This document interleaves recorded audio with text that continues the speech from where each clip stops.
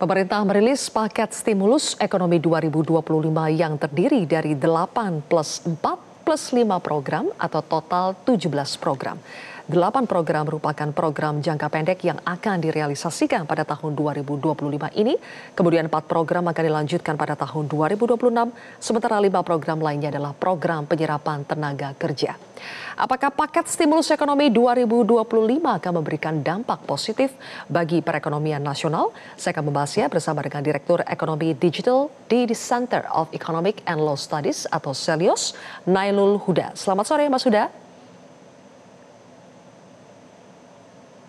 Selamat sore, Mbak Sylvia.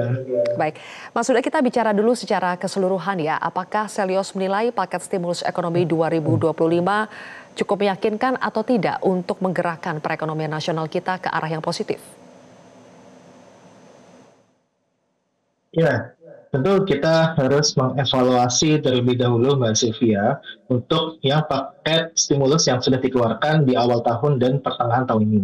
Nah, kalau awal tahun ada ya cukup tinggi juga, Januari dan Juni itu sudah menyerap sekitar 57,5 triliun. Artinya ini cukup besar sekali, dan untuk yang sampai akhir tahun untuk paket yang 8 tadi ya, 8 program itu hanya sekitar 16,23. Nah, kita melihat 57,5 triliun yang sudah dikeluarkan itu tidak berdampak positif terhadap ekonomi.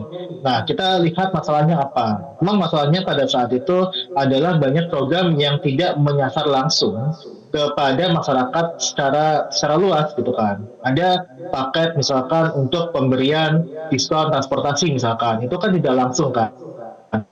Dan ini yang seharusnya diubah. Dan saya sebenarnya berharap dengan adanya paket stimulus 8 ini, yang saya lihat ada beberapa dan kebanyakan itu langsung mengarah kepada masyarakat secara langsung. Misalkan kalau kita lihat untuk uang saku sekitar 3,3 juta selama 6 bulan bagi 20.000 penerima. Ini langsung. Kemudian ada juga bantuan pangan, kemudian bantuan pada karya tunai untuk pekerja proyek yang berkaitan dengan Kementerian Perhubungan dan PU. Nah, kemudian ini yang saya harapkan mampu menggerakkan daya beli masyarakat. Oke, baik, kita bahas dari yang mungkin paling banyak menyita perhatian ya, soal program magang lulusan perguruan tinggi. Itu maksimal untuk fresh graduate 1 tahun, akan diberikan upah minimum provinsi selama 6 bulan. Bagaimana Anda menilai program ini? Apakah akan sangat signifikan untuk terutama ya mengurangi angka pengangguran yang terjadi pada lulusan S1 maupun lulusan lainnya?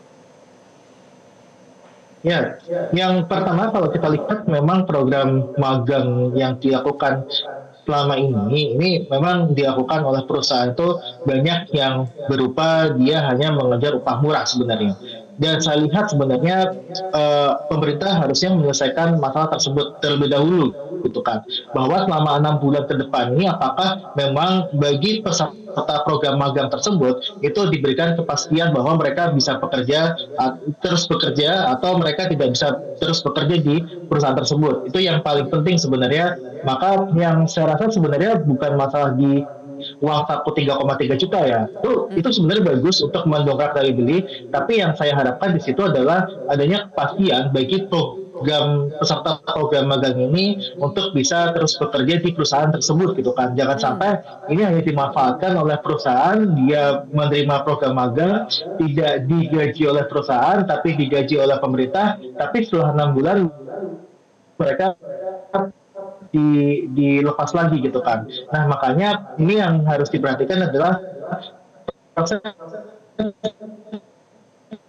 link and match-nya antara di sisi pemerintah dan pendidikan terutama, dan PR ke depan dan jadi perhatian gitu. Nah, kemudian kalau kita lihat dari program ini juga, kalau 3,3 juta 20.000 selama 6 bulan ini saya rasa bisa meningkatkan daya beli terutama untuk kelas menengah gitu ya, kelas menengah yang mereka lulusan PT gitu kan, tapi mereka juga tidak mampu untuk mendongkrak daya beli karena gajinya sedikit dan sebagainya. Maka saya harap sebenarnya ini bisa lebih fokus kepada persoalan-persoalan terkait dengan tata kelola magangnya dibandingkan dengan upahnya gitu. Nah, saya harap sebenarnya perusahaan berani menjamin bahwa nanti setelah 6 bulan itu masih bisa dipekerjakan. Itu yang saya harap Ya. yang diterima oleh 20.000 penerima uang saku memiliki program magang kerja ini. Ya, ya. Jadi maksudnya harus dipikirkan juga ya keberlanjutannya itu seperti apa setelah 6 bulan itu.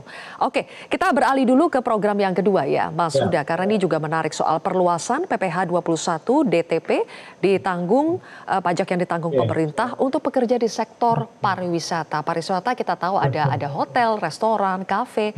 Apakah akan signifikan untuk mendongkrak daya beli masyarakat yang bekerja di sektor pariwisata ini? Ya, yang pertama Mbak Sylvia, itu kalau kita lihat rata-rata gaji pekerja di sektor penyediaan akomodasi makan dan minum itu hanya 2,5 juta per bulan. Itu data BPS ya. Nah, kalau kita lihat sedangkan pendapatan tidak kena pajak atau PTKP di Indonesia itu sekitar di angka 4,5 juta per bulan. Itu dengan tidak kawin, tidak ada tanggungan. Nah, maka kalau saya lihat sebenarnya inisiasi pemerintah ini sangat tanggung sekali Mbak Sylvia. Jadi yang kita sangat tanggung, ini sangat tanggung sekali PPh 21 DTP ini ke sektor-sektor yang terkait dengan pariwisata seperti perhotelan, restoran, dan kafe. Karena sebagian besar pekerja di sektor tersebut itu di bawah PTKP gajinya. Nah, bahkan ada beberapa yang dia di bawah UMR. Artinya memang PPh 21 dari sektor ini itu sangat minim.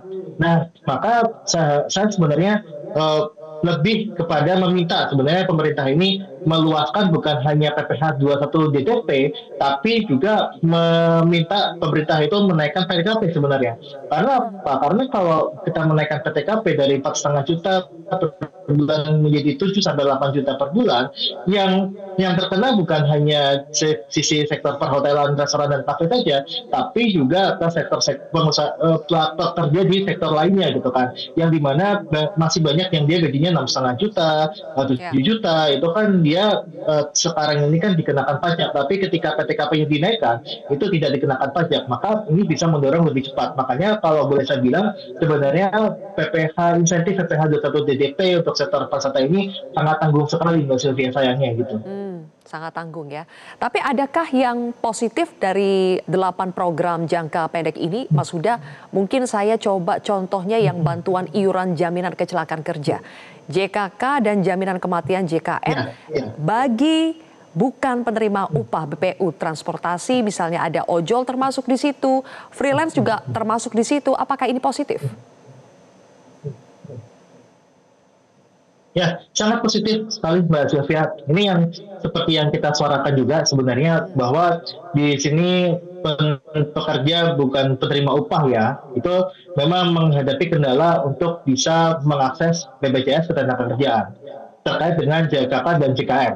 Nah, ketika pemerintah bisa mengintervensi di situ dengan berbagai skema dan berbagai bantuan dari pemerintah, tentu ini sangat positif sekali. Karena apa? Karena ini bukan hanya untuk meningkatkan daya beli atau meningkatkan sektor perekonomian, tapi ini adalah pemberian jaminan sosial bagi pekerja yang selama ini tidak akses ataupun tidak tercakup dalam JKK dan JKM. Nah, makanya ini bukan hanya soal insentif, tapi adalah ini soal pemberian jaminan sosial, dan ini saya rasa ini sangat sangat bagus sekali. Dan yang kedua adalah kalau kita melihat ini bisa mengerek ataupun mengajak pekerja bukan penerima upah ini dia mengakses BPJS Ketenagakerjaan lebih luas lagi gitu kan. Selama ini memang terkendala bahwa mereka pendapatannya bukan bulanan, pendapatannya harian. Bagaimana mereka mengakses? Nah, makanya ini yang saya rasa juga harus didorong dari sisi aplikator, dari sisi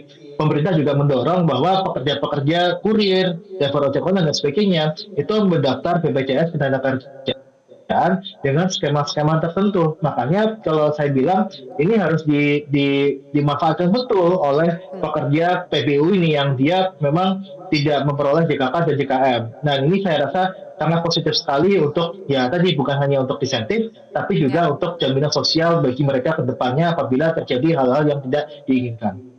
Oke, bagaimana untuk masyarakat kelompok menengah, Mas Huda?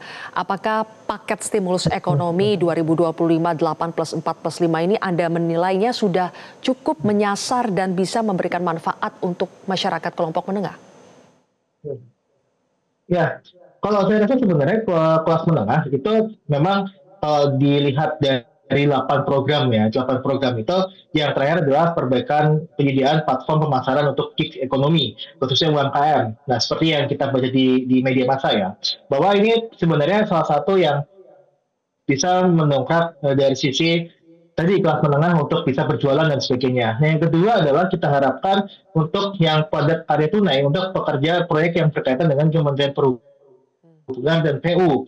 Nah, kita nggak tahu berapa yang dikasihkan, berapa targetnya, tapi saya rasa ini juga salah satu program yang menyasar langsung kepada pekerja, terutama kelas menengah. Nah, yang kedua adalah terkait dengan tadi uang saku yang bagi program bagi masyarakat yang bisa mengakses pendidikan yang notabene adalah sebagian besar adalah kelas menengah itu diberikan uang saku sekitar 3,3 juta. Artinya ini bisa memperbaiki konsumsi dari kelas menengah. Nah, terutama yang fresh graduate adik-adik kita Gen Z ya, Gen Z itu dia kesulitan keuangan dan sebagainya itu bisa terbantu dengan adanya program uang saku ini meskipun tadi saya sampaikan bahwa fokusnya adalah di keberlanjutan bukan di program sesaat ini. Nah, yang ketiga adalah memang kalau kita lihat bantuan pangan itu menyasarnya itu di kelas bawah gitu kan. Nah, tapi saya rasa sebenarnya itu bisa diperbaiki dengan apa? Dengan tadi PPh 21 TDP itu tidak hanya di sektor pariwisata saja, tapi itu lebih mencakup semuanya dengan menaikkan PTKP. Makanya yang kita harapkan adalah di tahun 2026 itu ataupun sisa tahun ini itu program-program seperti PTKP dinaikkan dan sebagainya itu bisa dilakukan oleh pemerintah karena sasarannya memang di kelas menengah. Nah, saya rasa sebenarnya kita banyak berharap di tahun 2026 ini PPh 21 DTP, PPh Finabayu UMKM yang tadi ya jangka menengah ya 4 program itu bisa lebih menyasar ke kelas menengah lagi gitu kan. Nah, ini yang kita harapkan ada tadi peningkatan PTKP yang saya rasa itu juga sangat-sangat diidamkan oleh kelas menengah kita. Oke, baik kalau begitu. Mas Nail Huda, terima kasih sudah berbagi analisa Anda di program Metro hari ini. Jelajahi cara baru mendapatkan informasi. Download Metro TV Extend sekarang.